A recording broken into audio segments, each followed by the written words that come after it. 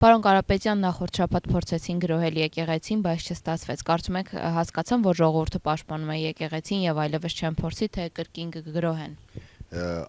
Անցած շաբաթվա եկեղեցու գրոհը Նիկոլ Փաշինյանի կողմից փորձ էր ավելի շուտ բեմականացում հնարավոր սցենարներից մեկի, թե ինչպես կարելի է գրոհել Մայրաթորը եւ ինչպես հնարավոր է գրավել այն։ Սակայն հանդիպեցին ժողովրդի մեծ դիմադրությանը եւ հնարավոր է իրենց սցենարներում որոշակի փոփոխություններ կատարեն, հատկանշական է նաեւ այն, որ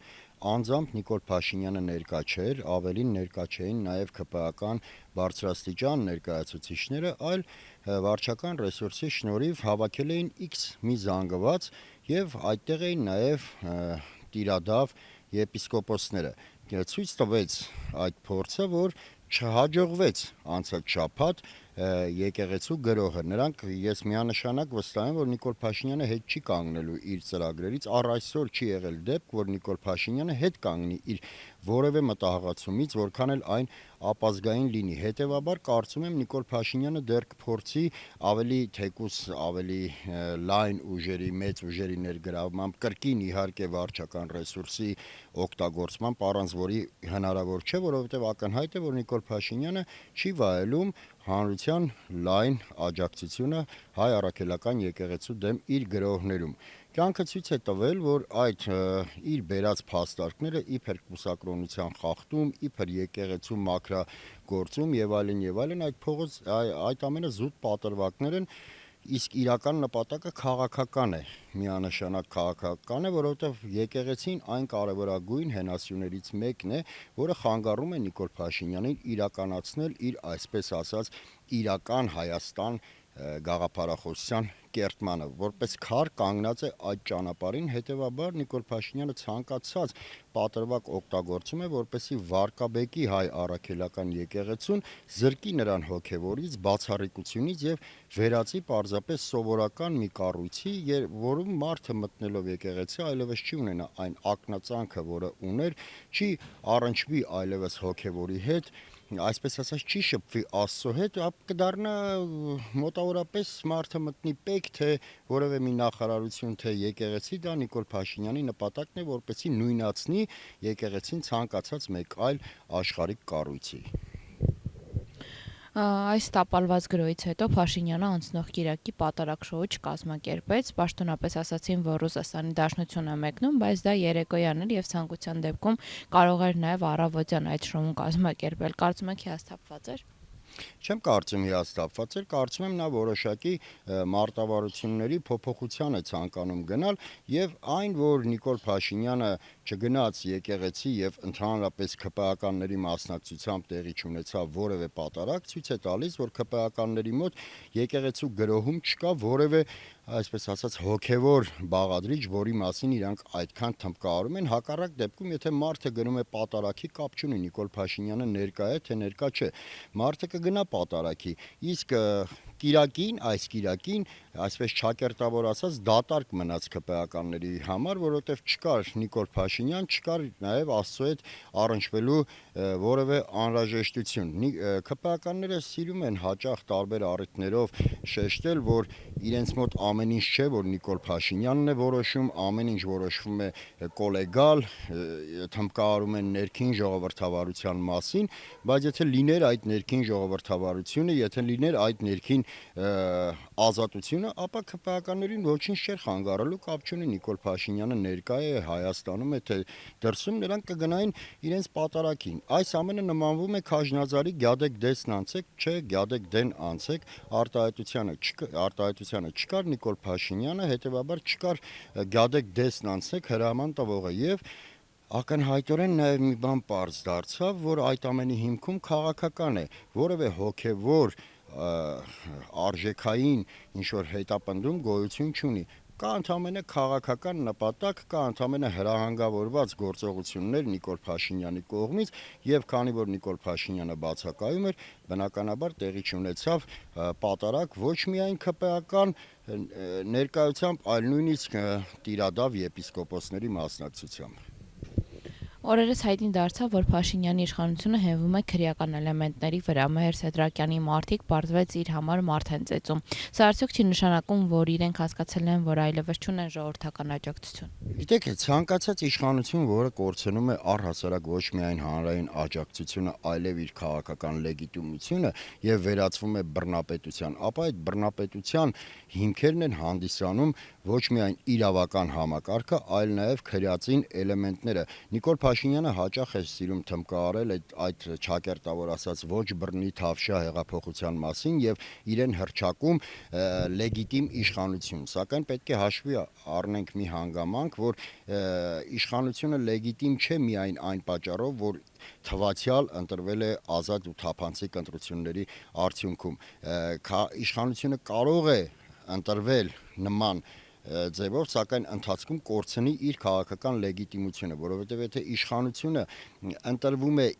այնուհետև ոչ միայն չի կատարում իր նախընտրական խոստումները, ինչով որ ներկայացել էր հանրությանը, այլ անում է դրա տրամագծորեն հակառակը, ապա կորցնում է իր ամբողջ քաղաքական լեգիտիմությունը։ Փաստենք, որ Նիկոլ Փաշինյանը այլևս ոչ միայն Նիկոլ Փաշինյանը, այլ ԿՊԱ-ական իշխանությունն ամբողջությամբ այլևս չունի որևէ քաղաքական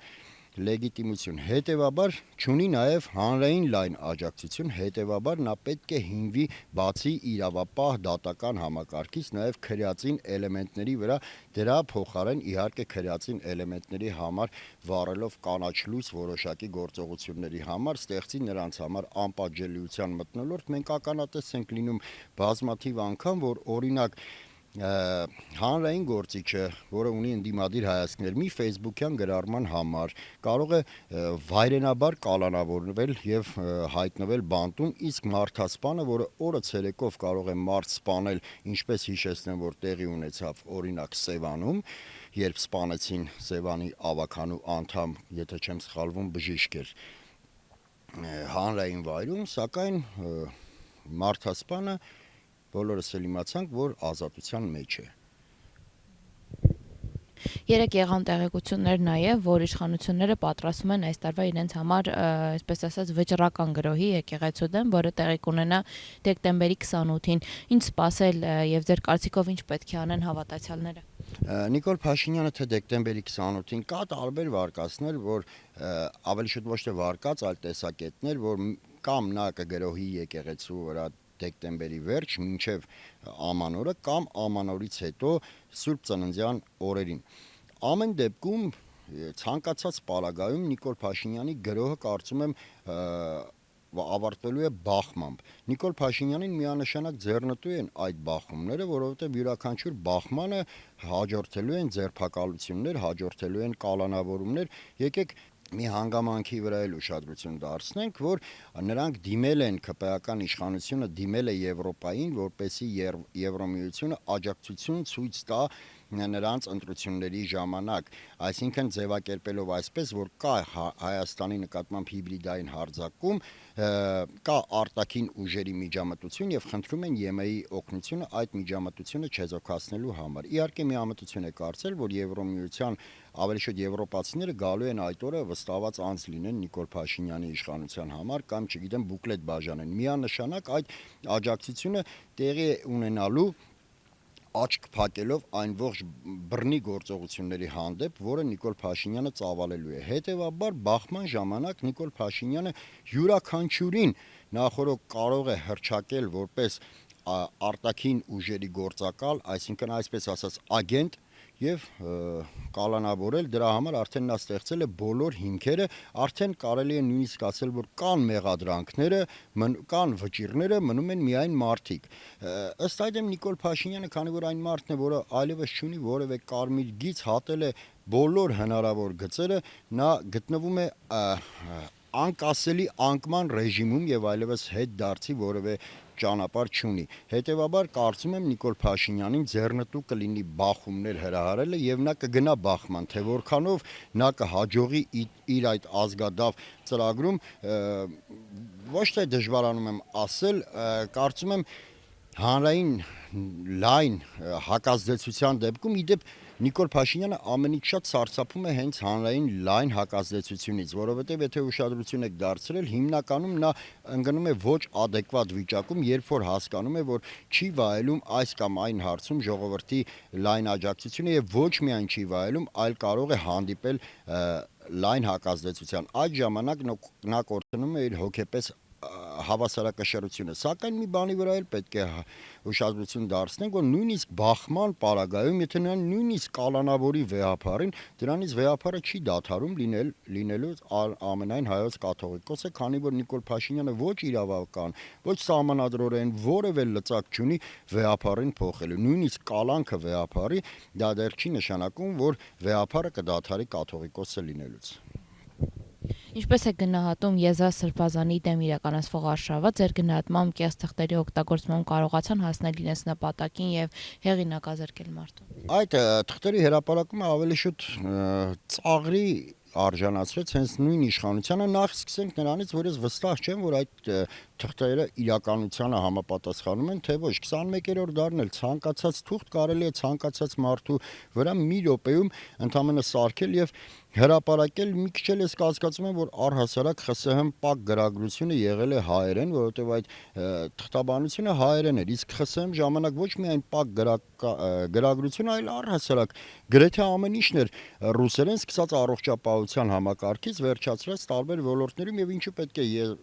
իր համար բացառություն անեն եւ հանգարց այդ գրագրությունը լիներ հայերեն։ Ես նախ խիստ կասկածում եմ, որ այդ փաստաթուղթը, որը նրանք հրապարակեցին, դա իրական է, երկրորդը ես վստահ եմ, որ այդ թուղթը չունեցավ այն նպատակը, որը իրենք հետապնդում էին։ Ավելին, այդ թուղթը վնասեց իրավական համակարգին, ԱԱԾ-ին դրեց անհեթեթ վիճակի մեջ, ստացվում է ցանկացած լրատվամիջոցն ու ցանկացած չէ, իշխանական լրատվամիջոց կարող է հարցում անել այս կամ այն անձի վերաբերյալ եւ ստանալ պատասխան, որ տվյալ անձը գործակալ է կամ գործակալ չէ։ Դա քանդում է ազգային անվտանգության ծառայությունը եւ քանդում է անվտանգության համակարգը առհասարակ։ Բայց փաստացի մենք տեսանք, որ մեկ այլ լրատվամիջոց եւս դիմել էր, իրենց չէին տրամադրել, իսկ իշխանական լրատվականին տրամադրել էին։ Դե որովհետև այդ լրատվամիջոցը ընդդիմադիր էր, իսկ իշխանական լրատվամիջոցը ոչ։ Ես նույնիսկ կասկածում եմ, որ ընդհանրապես տվյալ իշխանական լրատվամիջոցը առհասարակ դիմել է նման հարցմամբ։ Պարզապես ստեղծել են նման փաստաթուղթ եւ տվել են այդ լրատվամիջոցին պարզապես հրապարակման, որովհետեւ որևէ, ասենք, չեմ ուզում լրագրողի երևակայությունը կասկածի տակ դնել, սակայն չեմ կարծում որևէ լրագրող այնքան վառ երևակայություն ունենար, որ մի հատ մտածեր հələ դիմեմ ԱԱԾ-ին, տենամ այս կամ այն անձը գործակալ է թե ոչ, եւ ավելին ակնկալ էր, որ ԱԱԾ-ն նրան կտա հավաստի տեղեկություն կամ առհասարակ կպատասխանի։ Ուստի իմ համոզմամբ պարզապես իրենք, այսպես ասած, սլիվ են արել այդ փաստաթուղթը տվյալ լրատվամիջոցում առանց որևէ հարցման։ Այդ դուք վաղը փորձեք դիմել ԱԱԾ-ին, ենթադրենք որևէ գործի հետ կապված, օրինակ Ռուբեն Ռուբինյանը, ԱԱԾ գործակալ է թե ոչ, ապա վստահաբար դուք որևէ պատասխան ԱԱԾ-ից չեք ստանալու։